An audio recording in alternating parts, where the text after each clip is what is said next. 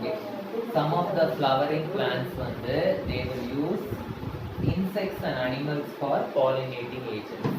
So some of the plants வந்து pollinating agents will be insects. Insects na என்ன மாதிரி insects? Bees அந்த மாதிரி. ஏன்னா bees எல்லாம் வந்து honey collect பண்ண வரும் flowers. So அந்த மாதிரி. Bees, ants, okay. So sometimes hummingbirds, okay. So இந்த மாதிரி எல்லாமே வந்து they will be pollinating agents, okay. So இதுல வந்து especially இந்த bees தான் வந்து it is the dominating pollinating agent, okay. Dominatingனா beesனால தான் நிறைய pollination வந்து நடக்குது.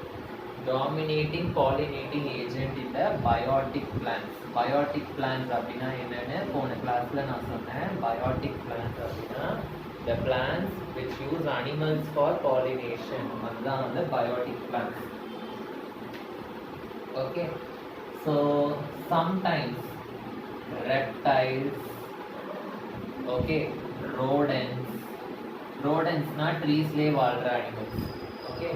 So இந்த மாதிரி animals, reptiles na snakes la crawl பண்ணும்ல, so இந்த மாதிரி animals வந்து they will be agents for pollination. Lizards, reptiles la lizards அந்த மாதிரி வரும், they also will be pollinating agents. Okay, so இந்த animals ஆல pollinate ஆகுற flowers வந்து தெரியும் எந்த மாதிரி animals or எந்த மாதிரி insects வந்து அடிக்கடி அந்த plant visit பண்ணும் அப்படின்னு தெரியும். ஸோ அந்த flowers என்ன பண்ணும்னா அந்த விசிட் பண்ற அனிமல்ஸ்க்கு ஏத்த மாதிரி it will adapt itself. Visit பண்ற அனிமல்ஸ்க்கு ஏத்த மாதிரி it will adapt itself, okay, for pollination. So the plants வந்து plants-னா அதுல இருக்க flowers வந்து will adapt itself for pollination.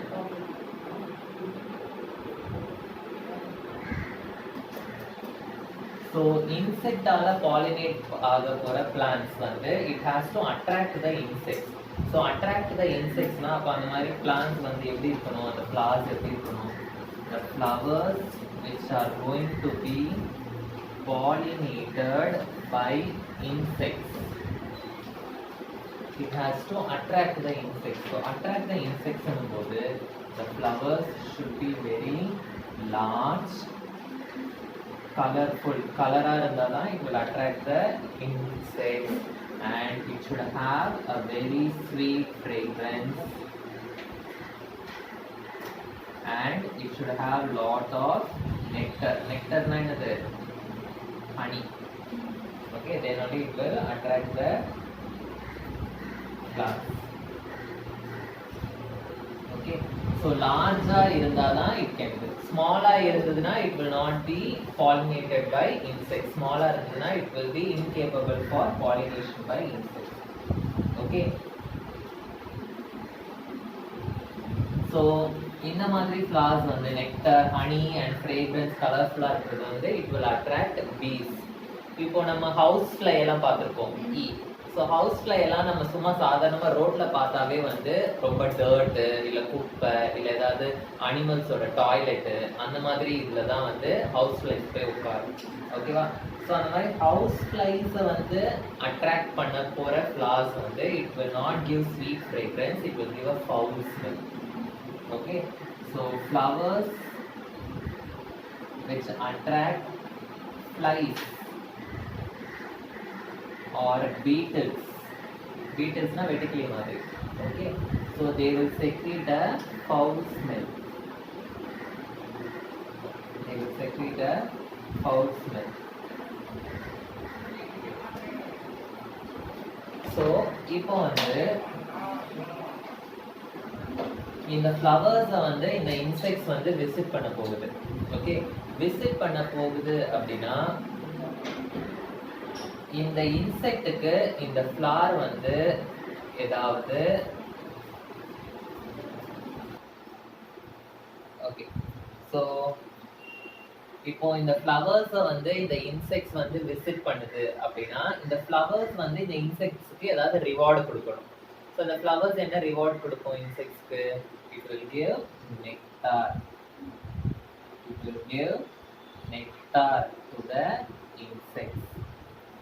Okay, அந்த இன்செக்ட்ஸ் வந்து அந்த நெக்டாரை குடிச்சிட்டு இருக்கிற கேப்ல அந்த ஃப்ளவர் என்ன பண்ணிடும்? அந்த இன்செக்ட்ஸோட உடம்புல அந்த போலன் கிரெயின்ஸை வந்து ஒட்டிடும். ஓகேவா? அண்ட் அனிமல்ஸ் விசிட் பண்ற ஃப்ளவர்ஸ், அனிமல் விசிட்டர்ஸ் வந்ததுன்னா ஓகே, அந்த ஆன்சர் வந்து எப்படி இருக்கணும் அப்படின்னா இந்த போலன் கிரெயின் வந்து அனிமலோட உடம்புல ஒட்டிக்கணும். கரெக்டா? ஸோ the pollen grain வந்து should be sticky. Okay, the pollen grain வந்து should be sticky.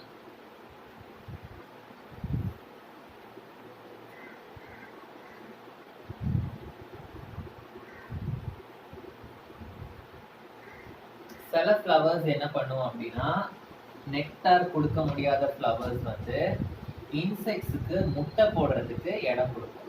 Okay, some flowers வந்து it will provide place for the insects to Leh X. For the insects to Leh X.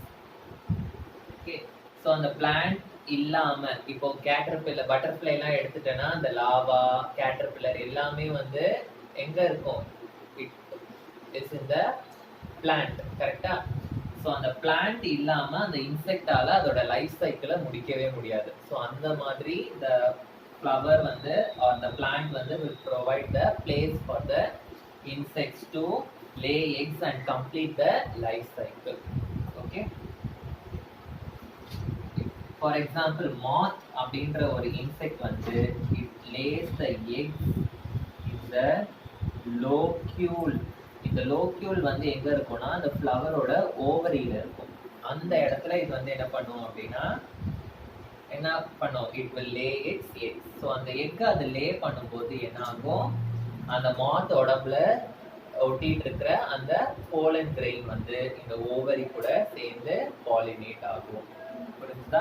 So intern என்ன ஆகும்? the moth வந்து transfers, it not only lays eggs in the ovary but also transfers the pollen grain to the ovary.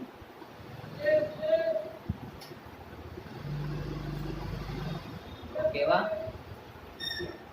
So இந்த ஓவரியில இந்த seeds develop ஆகுற டைமும் இந்த மாத்தோட எக்ஸ்ல இருந்து அந்த லார்வா கேட்டர்பில்லர் வர டைமும் சேமா இருக்கும். புரியுதா உனக்கு? So the time duration will be same. Okay, so next வந்து outbreeding devices. Outbreeding devices.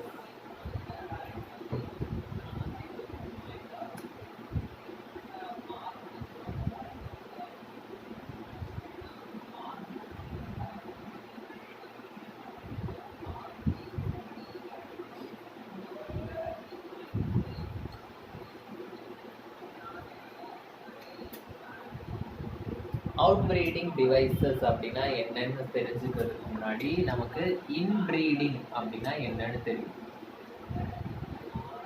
இன்பிரீடிங்னா breeding inside within itself. Breeding within itself. Breeding within இட் செல்ஃப்னா என்ன அர்த்தம்? போலன் கிரெயின்ஸ் வந்து ஆன்சர்ல இருந்து ஸ்டிக்மாக்கு டிரான்ஸ்ஃபர் ஆகும் ஆஃப் த சேம் ஃப்ளவர். அதுதான் வந்து இன்பிரீடிங் ஆர் நம்ம வந்து என்ன சொல்லுவோம்? செல்ஃப் பாலினேஷன் அப்படின்னு சொல்லுவோம். ஓகே, இந்த இன்பிரீடிங் நடக்கிறதுக்கு வாய்ப்பு இருக்கும் அந்த ஃப்ளவர்ல. ஆனா இந்த இன்பிரீடிங் நடக்காம இருக்கிறதுக்கு அந்த ஃப்ளவர் வந்து சில மாடிஃபிகேஷன் பண்ணும். என்னோட ஃப்ளவர்லயே விழாம வேற எனக்கு கிராஸ் பாலினேஷன் தான் வேணும், எனக்கு செல்ஃப் பாலினேஷன் வேண்டாம் அப்படின்றதுக்காக அந்த ஃப்ளவர் வந்து என்ன பண்ணும்? சில மாடிஃபிகேஷன்ஸ் பண்ணும். அதுதான் வந்து அவுட்பிரீடிங் டிவைசஸ். அவுட்பிரீடிங்னா இட் இஸ் கிராஸ் பாலினேஷன் அப்படின்னு அர்த்தம். இன்பிரீடிங்னா இட் இஸ் செல்ஃப் பாலினேஷன் அப்படின்னு ஓகே. ஸோ இந்த அவுட் ப்ரீடிங் பண்றதுக்காக, அதாவது the flower வந்து it will discourage, it will depress the inbreeding. Okay.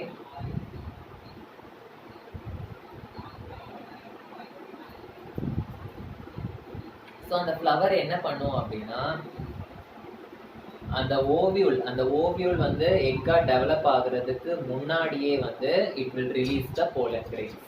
So pollen கிரெயின்ஸும் ஓவியூலும் ஒரே டைம்ல ரிலீஸ் ஆனால் தானே எனக்கு ஒரே ஃப்ளவருக்குள்ள ஃபர்டிலைசேஷன் நடக்கும். ஸோ ஒன்று இந்த ஓவரி டெவலப் ஆகுறது சீக்கிரமாக ஆகிடும், போலன் கிரெயின்ஸ் லேட்டாக டெவலப் ஆகும். அப்படி இல்லைன்னா ஓவரி லேட்டாக டெவலப் ஆகும், போலன் கிரெயின்ஸ் சீக்கிரமாக டெவலப் ஆகிடும். Okay. So the development pollen grains வந்து pollen is released before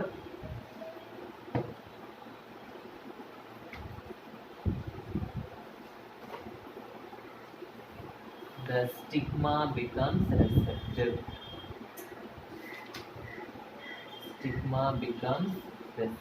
அப்படின்னா ஸ்டிக்மா வந்து அதை அக்செப்ட் பண்ற ஸ்டேஜுக்கு வரதுக்கு முன்னாடியே இந்த போலன் வந்து என்ன ஆயிடும், it will get released. ஓகேவா? அப்படி இல்லைன்னா ஸ்டிக்மா வந்து will develop before the pollen becomes receptive or vice versa அப்படின்னு போட்டுக்கலாம். or vice versa.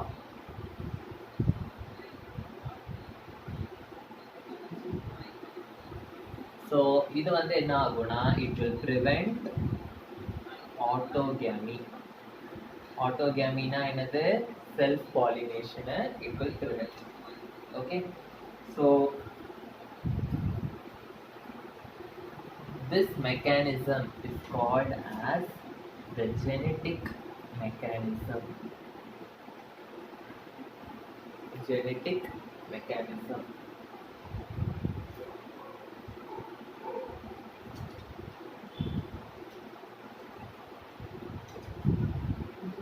நெக்ஸ்ட் வந்து என்ன அப்படின்னா, next how it prevents this inbreeding அப்படின்னா, some plants வந்து will produce unisexual flowers. It will produce unisexual flowers. Unisexual flowers அப்படின்னா என்ன? Unisexual flowers na there will be only one sexual gamete. Okay, either it will have male gamete illana only female gamete. So male gamete mattum irundaduna female gamete irukadu, so there will not be any fertilization. Female gamete mattum irundaduna male gamete irukadu, so there will not be any fertilization. Okay va? So such type of flowers layum வந்து the inbreeding வந்து it is impossible. Okay. Suppose maize, சில plants இருக்கு, maize அப்படின்ற ஒரு plant இருக்கு. இந்த maize அப்படின்ற plant வந்து இட் இஸ்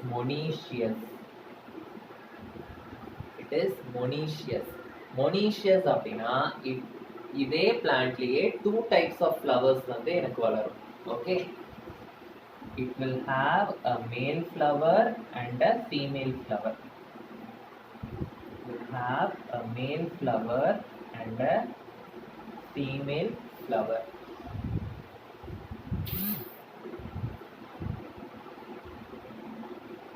Okay, so அந்த மாதிரி இருக்கும்போது எனக்கு என்ன, autogamy is not possible. But இதுல வந்து என்ன பாசிபிள்னா geitonogamy it is possible. Geitonogamy is possible. கீட்டனோகேமினா என்னது? flowers of the same plant, flowers of the same kind of plant. hibiscus நான் சொன்ன போன கிளாஸ்ல. ஸோ அந்த மாதிரி கீட்டனோகேமி வந்து it is possible. பப்பாயா அப்படின்ற ஒரு ட்ரீ இருக்கு. ஸோ இதுல வந்து மேல் அண்ட் ஃபீமேல் ஃப்ளவர் வந்து ஒரே பிளான்ட்ல ப்ரொடியூஸ் ஆகாது. மேல் அண்ட் ஃபீமேல் வந்து it's produced in the different plants. Okay. So male and female வந்து it is produced in different plants. Produced in different plants. So இது வந்து இந்த மாதிரி மேல் அண்ட் ஃபீமேல் வந்து டிஃப்ரெண்ட் பிளான்ஸ்ல ப்ரொடியூஸ் ஆனால் ஆட்டோகேமியும் எனக்கு பாசிபிள் கிடையாது அண்ட் கீட்டனோகேமியும் எனக்கு பாசிபிள் கிடையாது. Okay, both are not possible. So புரிஞ்சுதா? ஸோ போலன் பிஸ்டல் இன்ட்ராக்ஷன் வந்து we will study in the next class. போலன் பிஸ்டல் இன்ட்ராக்ஷனுக்கு பேஜ் நம்பர் 32ல இருக்கிற இந்த 3 டயக்ராம்ஸ் வந்து நீங்க அதுக்கு முன்னாடி வரைஞ்சிடணும். ஸோ அதை வரைஞ்சி வச்சுக்கோங்க. about this I will explain in the next class. Okay.